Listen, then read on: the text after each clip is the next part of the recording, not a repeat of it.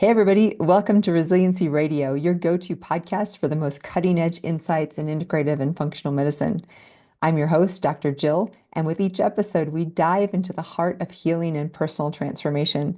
Join us as we interview medical experts, world leaders, thought leaders, and all types of people to enhance your information and knowledge to improve your performance and longevity. I am so excited each episode to learn right along with you, and I always like to bring some of the best leaders and innovators in our field.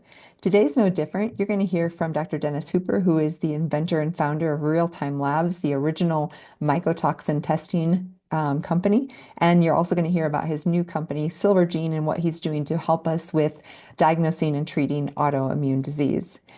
Before I get into the bio, I just want to remind you, if you haven't yet hit subscribe on YouTube, please join the 570 plus thousand subscribers here on our channel. It helps us to reach more people and bring you great news and guests and new innovators each week.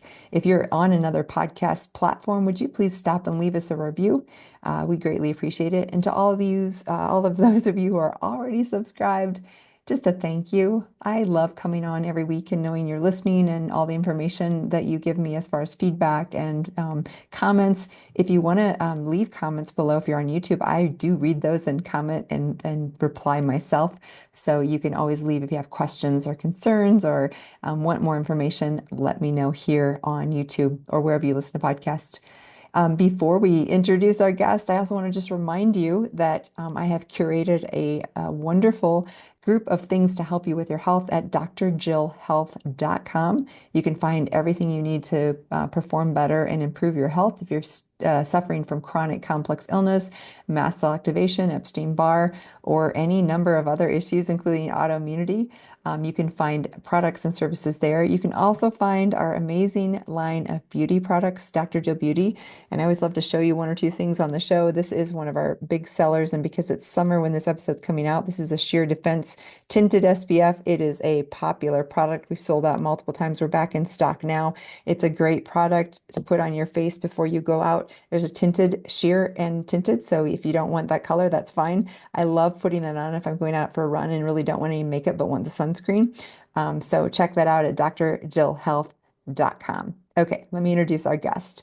Dennis Hooper, MD, Ph.D., graduated from University of Utah, Salt Lake City in 1971 with a BS degree, and the University of Missouri, Columbia, 1973 with an MS in microbiology from University of California, Davis in 1982 with a PhD in microbiology. He's well credentialed. He also received his MD degree from University of Nevada, Reno in 1983.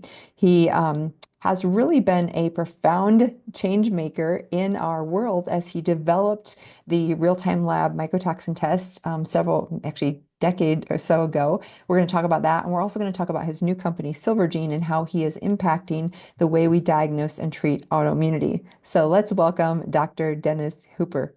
Dennis, I am so excited to have you here on Resiliency Radio. We talked briefly by phone, and I've known you in our spheres for many years, but I heard a little bit about your background and story, which was so fascinating. I didn't know about that. I always love to start with story, and we're going to talk about a couple of the companies you've started in your latest venture, which I'm so excited about, called Silvergene.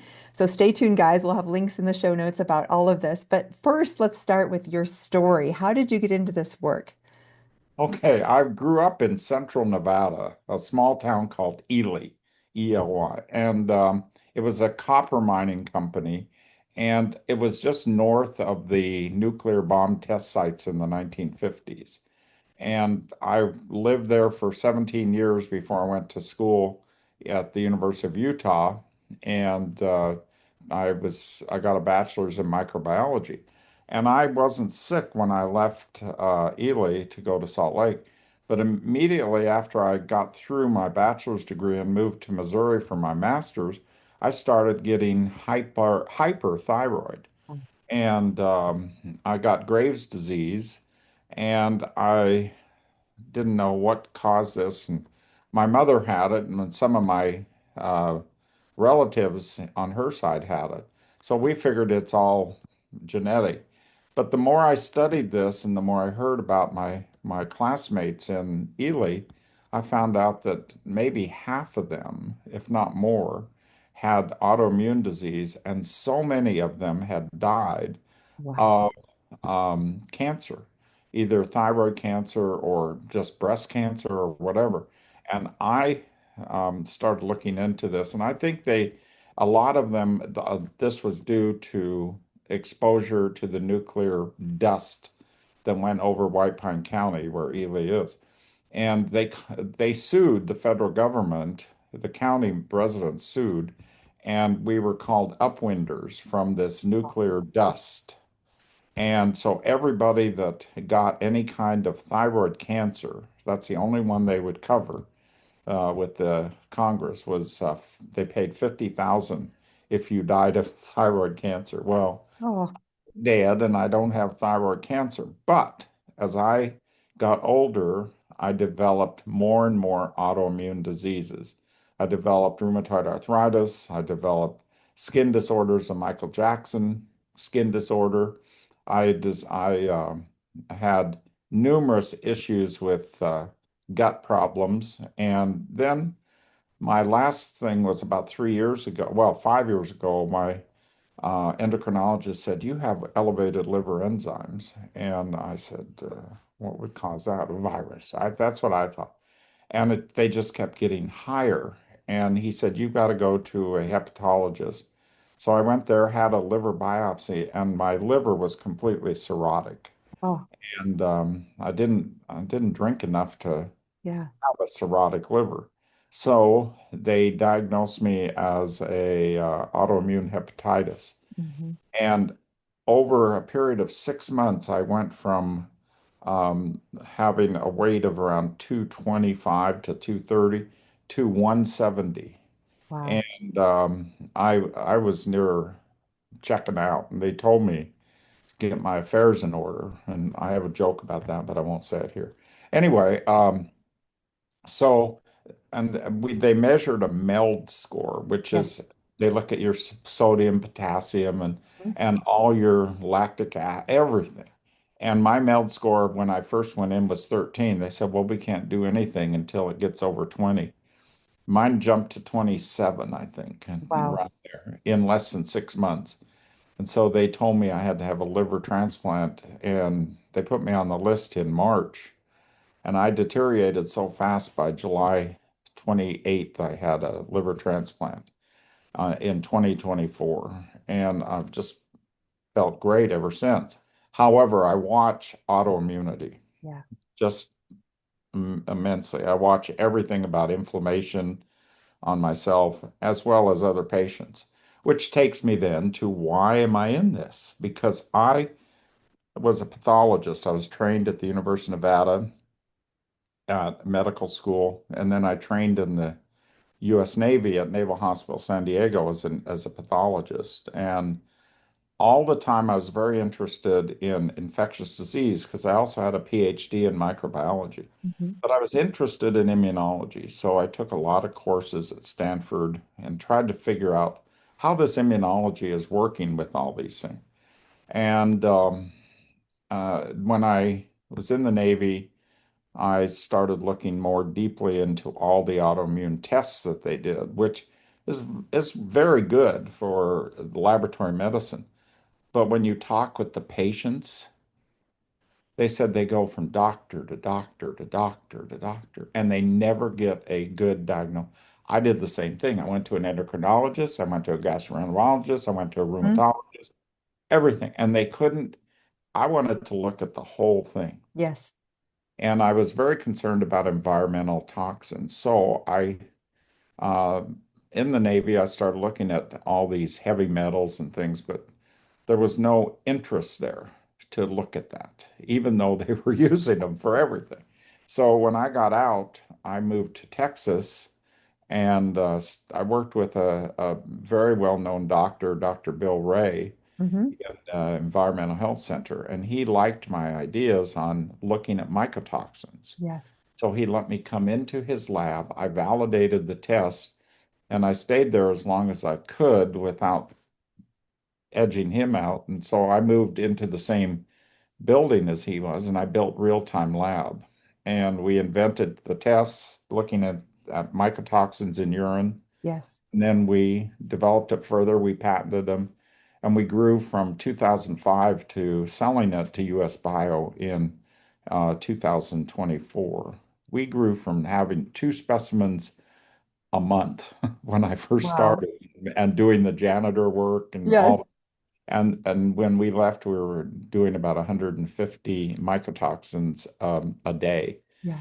And that was a lot of work. And we also became a COVID center, which I wasn't too proud of, but it helped Yeah. uh, doing the COVID tests. And we did very well financially, but it still didn't help me understand autoimmune and environmental.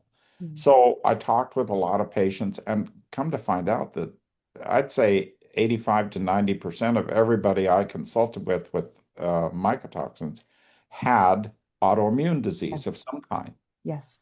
So that's when I started Silvergene. Mm. And it's taken me since September of 2024 to get it off the ground because I wanted to develop a good microarray test for just inflammasomes and autoimmune. And then I wanted to really study all the supplements that are available that could help those pathways. So that's what I did. Silvergene is now getting off the ground. We do nutritional genetics. We do certain um, supplements that we like compared to what is available. And we're always open to new supplements that are helping these pathways in the enzymes. And then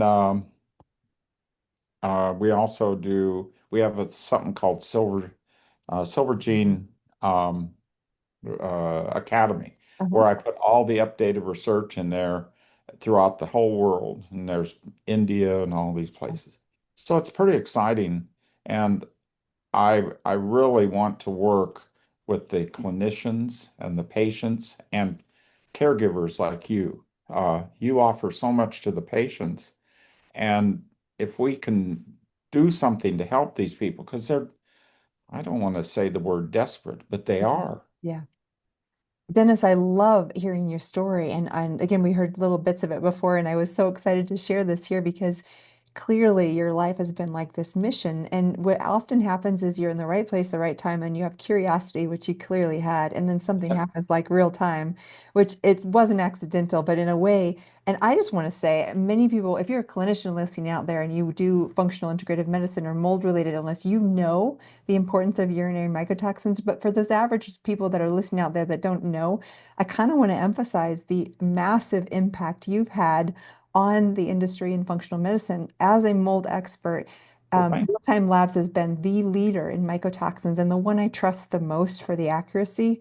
There's a couple other people out there doing it now, but truly, even with our group ICI, we've all come to the conclusion that this is really your test had been, the best validated. And so all of us really like to use it. And it's been profoundly changing for me as a clinician because a couple of things. What happens is I will hear the patient's history. I might do a visual contrast test, and without a lot of expensive labs, I have a very clear idea. And I would say I'm almost 100% accurate as far as suspecting mold or mycotoxins as part of their illness or autoimmunity.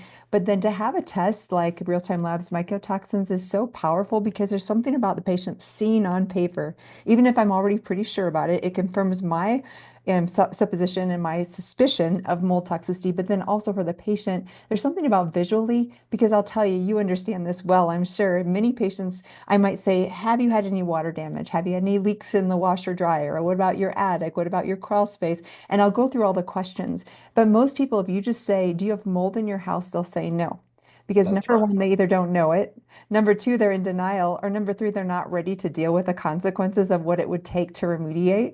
So it really is helpful for me to have some evidence that I say, you know what, it is a good idea to go look at this in your house. So I just want to say publicly, thank you for that work. I'm so excited about Silvergene. And then the other thing I want to say is I grew up in a farm in Illinois. I was just talking about that before we came on. And I'm one of five children. And there's two of us girls, myself and my sister, who's 7 years younger. I had breast cancer at 25. She had thyroid cancer at 27. Two girls, same environment. So clearly, this is relevant because there's genetics there, yes, but there's an environment, and it sounds a lot like your history with toxicity, which is my favorite thing to talk about, which is Mhm. environmental toxic load, and I consider myself almost a toxicologist or an immunologist in that realm. And Well, yeah, we do too. We yeah, consider oh, thank you. But it's so knowledge. relevant as you talk about your exposures in thyroid and breast and endocrine, right? This is very relevant because if those of you listening out there have these issues with your endocrine system, those are the canaries in our body that sense the environmental insults.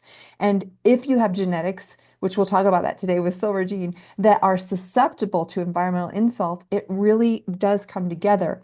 The last thing I'll say, and then I want to let you go on, is Oh, what what you mentioned about autoimmunity. So many of you patients out there might have been, seen your ANA. That's an anti-nuclear antibody that is usually the screening. It's kind of, I would say, the doorway into autoimmune. You might have had been tested and it's positive. And then your doctor says, "Oh, we don't know what's going on. Let's send you to a rheumatologist or to some sort of a specialist." And the rheumatologist, over and over, I hear this story. They look at the ANA, they ask about symptoms, and they say, "Well, you don't qualify for lupus. You don't really have RA. Let's just check this in a year." And they send them home with nothing other than, "Let's check this in a year." Do you want to talk about that? Because that's what we're both on this mission to change that, which is that. how do we find the causes of these dysfunctions before they become disease? Well, that exactly is what happened to me, even in the Navy. Mm, That when I had my thyroid was going up and my TSH was going down, and nobody seemed to understand that. And they said, "Oh, it'll go away," and it right. didn't. And they couldn't give me more thyroid, so they didn't know what to do back then. Yeah. And then it burned out so bad that it went from Hyper um, to hypo. yeah, and I got Hashimoto's. Hmm. Then I got swollen eyes, and oh, it was a mess. And I had to take Synthroid. I became resistant to the Synthroid. So Wow. now I have to take a different one made in Europe or something. I don't know where it's made, but it's helped me tremendously over the past 5 years. But what I have been telling patients is if you don't get what your answers, there's nobody that knows you better than you. Yes.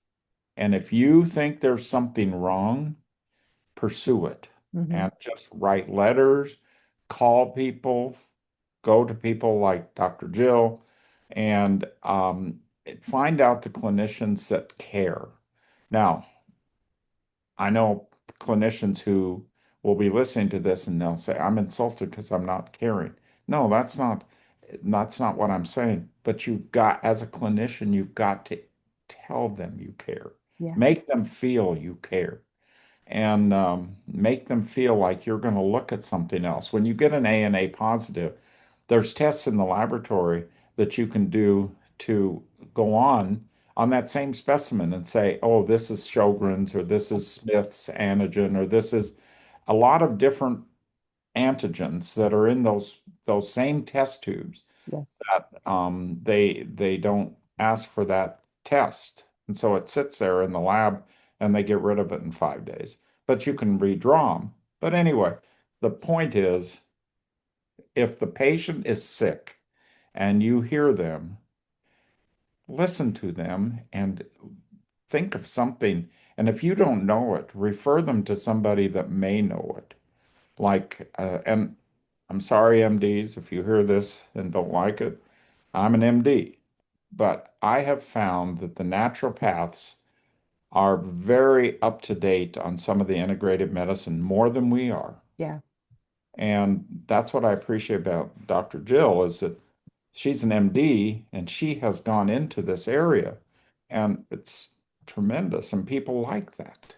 Yeah. Yeah. So um, don't quit, Jill, please. Oh, thank you. I don't have any plans, and I want to keep highlighting people like you and other docs. And I have personally learned a lot from naturopaths. Totally agree with you.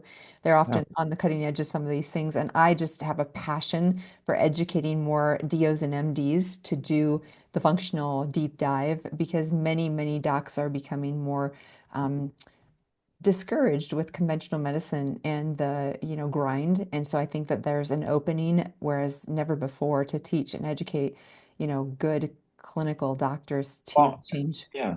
And the things that I found out at Realtime is that when we started, nobody believed it. Uh-huh. There was a lot of reference to a lot of laboratories that were incorrectly doing quality control, Yes. quality assurance, and that's what I've stressed in the Navy. I was chairman of the department there, and you have to do good Yes. quality control. And if you don't do that, you can't do good validations. And validations are tests that you do. You have a specimen of urine, you put so much mycotoxin in the urine, and if you say, like, I'm going to put 1 milligram in, I better detect 1 milligram or my test isn't any good. Yeah. So I did that with ELISA testing Uh-huh. and I did it with mass spec. Excellent. And ELISA testing was much more repeatable Yeah. than I could find with mass spec. And I still, no matter, we worked on mass spec for years in real-time lab. We spent so much time, money, and tech time, Mhm. and we never could get it. And real-time lab is still working on it after I've left. Yeah. And I looked at results of other laboratories that are doing them, and I just don't see good correlation between the patient's health and what they find in mass spec. It doesn't matter who's doing the mass Yeah. spec. Yeah. It's the mass spec that is the problem. And I'll give you one example. Mycophenolate. Mycophenolate is a mycotoxin. I take mycophenolate so my liver won't get rejected. Right. There are laboratories in the United States that test for mycophenolate in urine. Uh-huh. And I also do medical legal expert witness for court. And I look at both, well, all the laboratories that they provided to me. And there's some labs that have mycophenolate huge amounts. Well, when I talk with the clinicians about this mycophenolate, I ask, what is their T and B cell count? What is their Yeah. inflammatory response? And they don't do those. And I think there's a way that we should devise a protocol to look at this. And they don't do that. And when I take a lot of mycophenolate, 250 milligrams twice a day. However, when I run my urine sample for mycophenolate, it's low. Yeah. Now, why do people have such high amounts and they're not that sick? Yeah. Hey guys, just popping in for a few seconds to remind you if you have not yet checked out our movie documentary, drpatientmovie.com is where you can find it. Of course, you can purchase it, you can rent it, you can watch it for free with commercials on YouTube or Tubi, and you can also get it if you're a member of Amazon Prime. So check that out at drpatientmovie.com. And if you do watch the movie, I would love to hear if it's impacted you. I think it's particularly relevant if you're a physician or clinician or any sort of healthcare practitioner as we go deep into the things surrounding how we practice medicine, how health is affected, and my own personal journey. So check it out at drpatientmovie.com. Okay, back to the show. And as I love that you're talking about this, I think it's one of the most important things. And I'm going to just clarify for those listening what you just said and how important. So mycophenolic acid is a mycotoxin, which means it's an excretable thing from mold spores. Certain things like Aspergillus and other forms secrete mycophenolic acid. And your lab, Realtime, is checking multiple different trichocythenes and ochratoxins and other, including mycophenolic, in the urine. And some of these other labs are doing as well. Now, what you just said, I don't want people to miss. You're an organ transplant recipient, your liver. And we use the drug, Cellcept is the brand name, which is mycophenolic acid. So it's a mycotoxin given to patients just for the sake of suppressing your immune system so you don't reject this new liver. And I think that's so profound because when people understand like what these mycotoxins have the power to do, the good news is it saves lives for liver transplant patients. And same with penicillin, right? The Yeah. bad news is this is a massive immunosuppressive mycotoxin that if someone has it and they aren't in a liver transplant, it will affect the immune system profoundly, which is why there's such a connection with mold exposure and infections like Epstein-Barr or Borrelia or Babesia or other things, mycoplasma, that pop up after mold exposure because of that weakened immune system effect. But I think what you're saying is, as physicians, we should look at this whole system, which I like to do. I look at those T and B cells and say, if there's a level that seems high of mycotoxin in whatever test we're doing, we should look at the immune system and say, are we seeing a correlation with immunosuppression? Because if we are not, then that could be an inaccurate lab result. And if you ask them to do an IgG Yes. and IgM level, they're normal. Mm-hmm. You go, how Yeah. can that be with a mycophenolic that's off the chart? Yes, yes, yes. So I love that you said that. And I love that you talked about ELISA because I've been teaching on mycotoxin testing in urine many times. And I talk about your lab and the ELISA. And once again, what I usually say about real time is it is by far the most likely accurate as far as not getting exposures that are not real, like getting excessive levels that may or may not be really there, as in the mass spectroscopy. So I couldn't agree more on all levels. And I'm seeing it not from the lab perspective, but as a clinician just saying, Yeah. is this test valid in my clinic and does it reflect the patients I see? So I really appreciate that. Yeah, and the same thing, we invented another test to look in the houses Hmm. that called the Emma, Yes, and it was using the same ELISA test for the mycotoxins, and then we used PCR to develop much similar to what they do in the ERMI test, but I wanted to only use the pathogens that are in humans and yes. maybe a couple animals, and not all the 36 that Hmm. ERMI uses because it's so misleading. The Yes, docs just don't yes. know what to do with And that if they much. don't know how to interpret, I couldn't agree more. So, So we did 15 and I explained them very well, I thought. And people still attack Emma because, oh, well, you report out numbers of spore counts or something. I don't know what their complaint is. But my issue is if you have a number of Stachybotrys and you have Chetomium and Aspergillus in that house specimen, you got to find out where they are and get rid yes, of them. yes. Because if you do the toxins Hmm. at the same time, they'll have trichothecenes, they'll have gliotoxin, and Yes. they'll have zearalenone, Hmm. and all those things are very effective against your immune status. Hmm. Yeah, I frequently do these multiple different tests of the home and the body, and I like to see some correlation. And when I do, I know I'm on the right track. And I love that you have the new EMMA test because often what I do with that is say we have an environment, we know there's likely mold. If the EMMA is positive with mycotoxins, I always say it's like if you had a fire in the middle of your living room and you put out the flames and you take that burned carpet and tear it out and get rid of that. But meanwhile, there was smoke coming off that fire infecting your curtains and your books and everything. And I think of it as similar to mold and mycotoxins. You can clean up the wall cavity that has mold in it, but if that mold was just spewing out mycotoxins, which are smaller than 2.5 microns, like less than the size of a virus, and they're in your paper, in your rugs, in your curtains, you must also clean that up. And I like using the EMMA to determine how contaminated that environment is and to what level we need to do a small particulate clean or a fog to make sure that those mycotoxins aren't hanging around and causing problems in the patient. See, I went around the country for a long time teaching the people who test. Hmm. And they didn't like the idea that if you test and you don't find organisms, but you find the mycotoxins, Yeah, doesn't mean much to them. They don't know right. how to get rid of them. Right. And so they stopped using the EMA Mm. because it was misleading to them. And I think because, well, I won't say what I think, but I wish we Yeah. could teach more of even using the ERMI, but using the mycotoxins as Yes, well. both. I think both and there's a like you You could said, it's use a very Emma or mhm. you could use Emma or the ERMI with mycotoxins from Realtime. And I know many labs that are trying the mycotoxins, and I don't think they have good quality control. Yeah, But I think they should learn it because there's so many people that need their help. yeah. Just having one lab is gonna, if you do it right, you'll Yeah. be inundated. Yeah, that's very kind of you because you, as a former lab owner, could say I'm we're the best, which you probably are. But I like that the more out there, the better. Well, let's shift to Silvergene, this new company. I'm really excited to learn more. Do you want to talk about how you integrate environmental exposures with the genetic testing and what and like how you chose the genetics to put on the panel, like how it actually Yeah. works?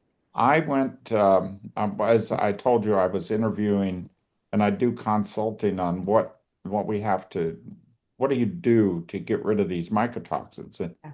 first line of defense, I always said before I referred them out, is start taking glutathione, liquid Mhm. liposomal glutathione, because liposomal is in every one of our cells and it's in every one of our pathways. And if you don't take, if you are insulted by an outside source, your glutathione goes down in your cells, and it takes months to replenish it. Hmm. So I said, take a liposomal glutathione and then go see your clinician Yeah. and then call me if you have any problems. And it worked, but then I would ask them to please tell me if you have autoimmune. Uh-huh. And I'd say the large percentage of it was autoimmune of some kind, mostly thyroid or rheumatoid arthritis, skin disorders. So I decided, well, I'm going to look into this doing nutritional genetics because Yeah. their nutrition sucked. Uh-huh. Pardon, was Yeah. not good. Yeah. And so I learned of this naturopath um, in Pittsburgh, and his name was um, now I see when you get old, you forget people's names. Um, and he had developed all this nutritional genetics. I'll remember it in a minute. Uh-huh. I talked to him about once a Oh, week. Bob Miller? Bob Miller. Yes, Bob Miller. Love Bob. And I I told him, you got to teach me and my colleagues how to interpret all this data that you have. Well, he has so much data. And when he Hmm. started talking to me, I said, Bob, you're like a GPS. You go over here and you go over here and you go here. Uh-huh. I want I want narrowed things on inflammasomes because that's Yeah. what's a problem with Yeah. this autoimmune. So he and I developed a program to work on inflammasomes and how they're related to autoimmunity. Mm. I said, okay, now I want to put that in a company. I want Yeah. to get your program Uh-huh. and buy it from you, and then have you as my consultant. And so that's what we've done. We've invented a program that, well, he's invented the program. I bought it from him.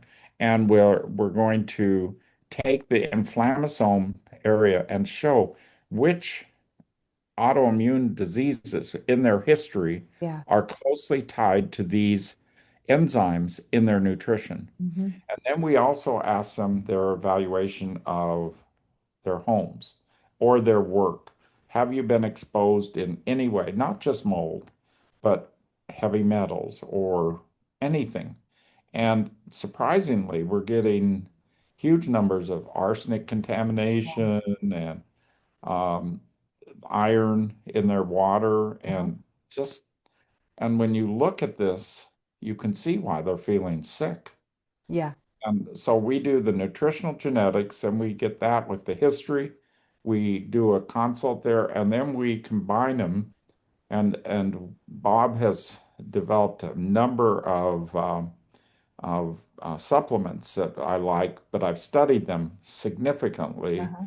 in the literature to show what they do. And then I get their drug relations. What are they taking? Like I'm Yes. taking mycophenolic. Well, mycophenolic and some of these supplements, will they interact and Hmm.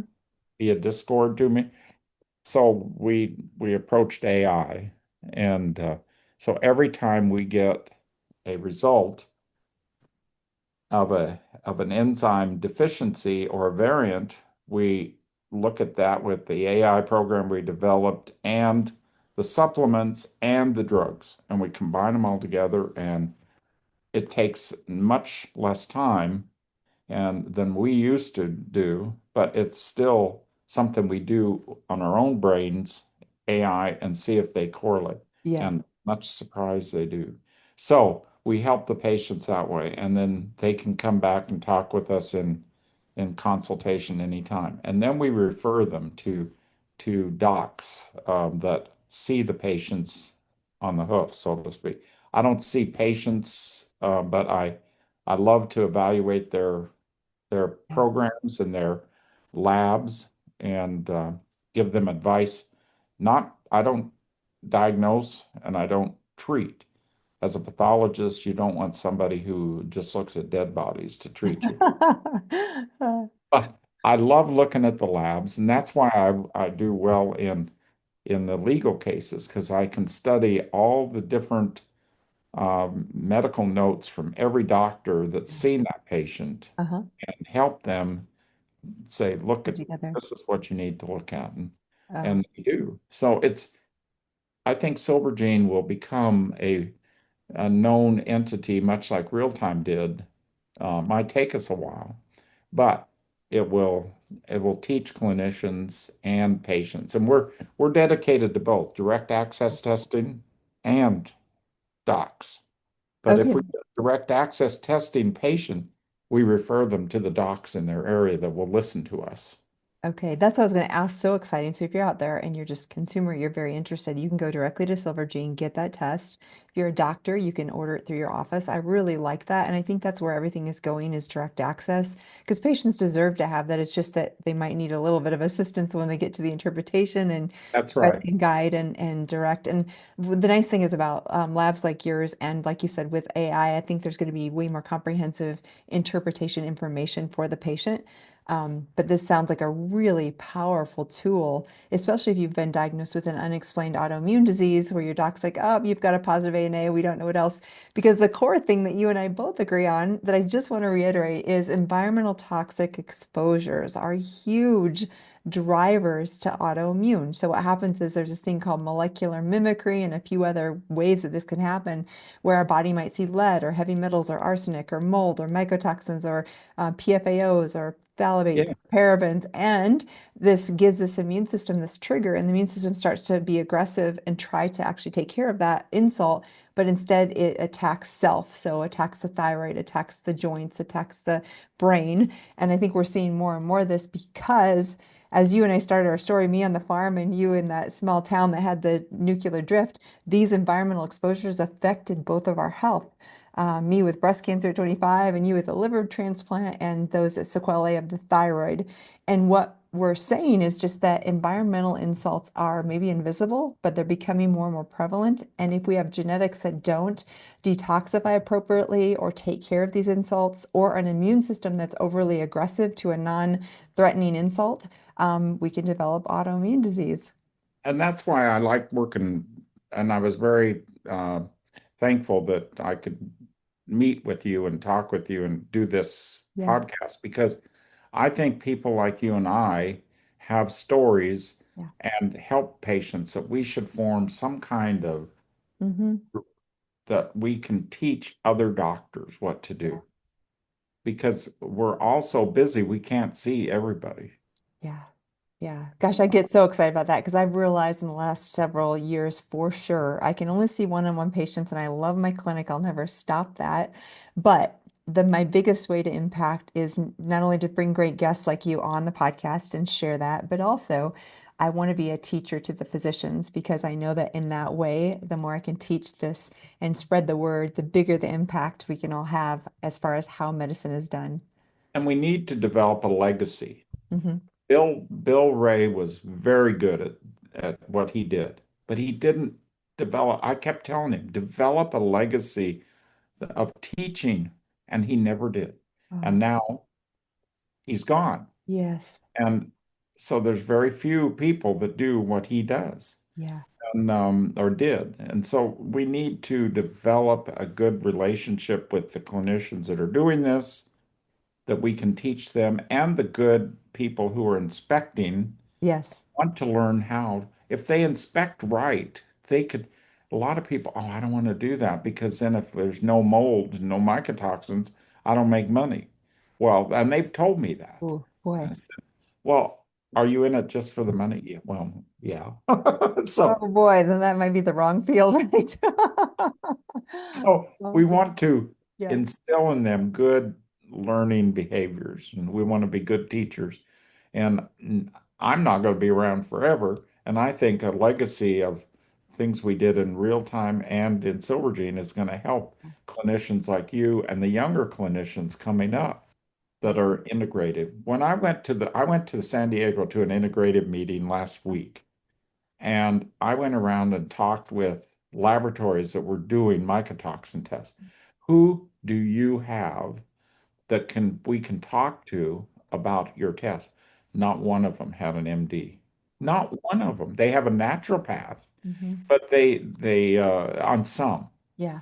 but that's it. And so they need to have. And then do you refer them out to? Yeah.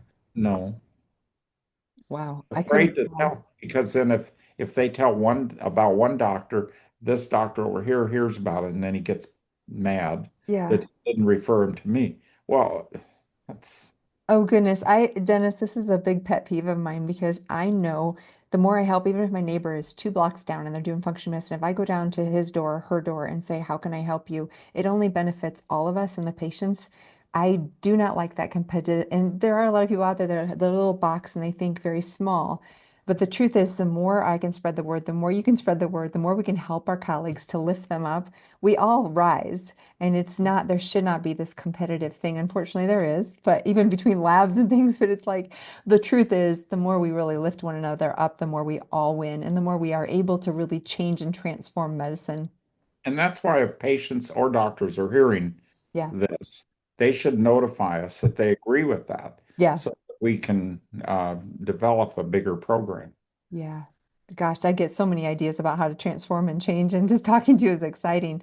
Well, where can people find, I'm sure your website, do you want to give us your website? And it sounds like if you're a clinician, you can sign up for a clinician account to give it to patients. If you're a That's true. patient who's interested, you can go to the website and get it just for yourself, right? Yeah, and it goes through me, Okay. so I review everything that the clients that if they direct access people Mhm. come through. And Perfect. our website is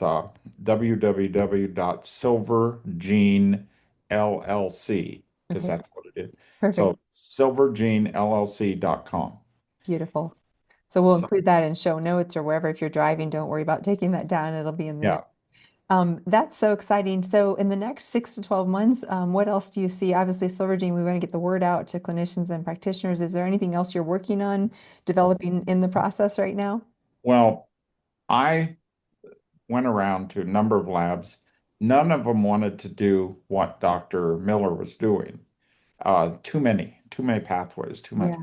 And when he sends them out to a laboratory in New Jersey, the laboratory takes 8 to 10 weeks to turn around.